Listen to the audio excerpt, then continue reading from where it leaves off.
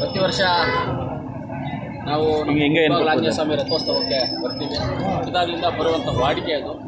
ಇವತ್ತು ನಮ್ಮ ಆಂಜನೇಯ ಸ್ವಾಮಿ ರಥೋತ್ಸವ, ಆಂಜನೇಯ ಸ್ವಾಮಿ ದರ್ಶನವನ್ನು ಪಡೆದು, ವೆಂಕಟರಮಣ ಸ್ವಾಮಿ ದರ್ಶನವನ್ನು ಪಡೆದು, ಹಾಗೆ ನಮ್ಮ ವರದರಾಜ ಸ್ವಾಮಿಯವರ ದರ್ಶನವನ್ನು ಪಡೆದು ಇವತ್ತು ಬಂದಿವೆ.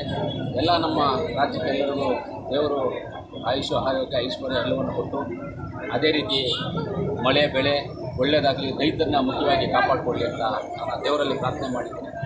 ಯಾವತ್ತೂ ನಮ್ಮ ಮುಳಬಾಗಿಲು ಆಂಜನೇಯ ಸ್ವಾಮಿ ಆಗ್ಬೋದು, ನಮ್ಮ ಸೋಮೇಶ್ವರ ಶಿವನ ಆಗ್ಬೋದು, ಆಮೇಲೆ ನಮ್ಮ ವಿರೂಪಾಕ್ಷೇಶ್ವರ ಆಗ್ಬೋದು, ಆವನಿ ರಾಮಲಿಂಗೇಶ್ವರ ಆಗ್ಬೋದು, ಗಟ್ಟು ವೆಂಕಟರಮಣ ಸ್ವಾಮಿ ಆಗ್ಬೋದು, ನಮ್ಮ ವಿಠಲನಾರಾಯಣ ಸ್ವಾಮಿ ಆಗ್ಬೋದು, ತಿರುಪತಿ ಹಬ್ಬ ಆಗ್ಬೋದು, ಕುರುಮಲೆ ಗಣಪತಿ ಆಗ್ಬೋದು, ಇವರೆಲ್ಲ ಒಂದು ಪ್ರಸಿದ್ಧವಾದಂಥ ಒಂದು ಸ್ಥಾನ ಇದೆ.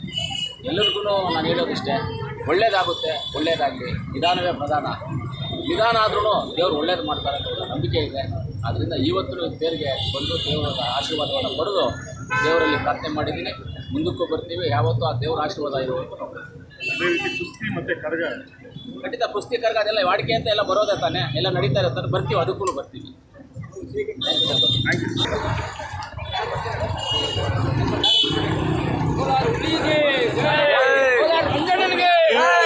ಮುಳಬಾಲ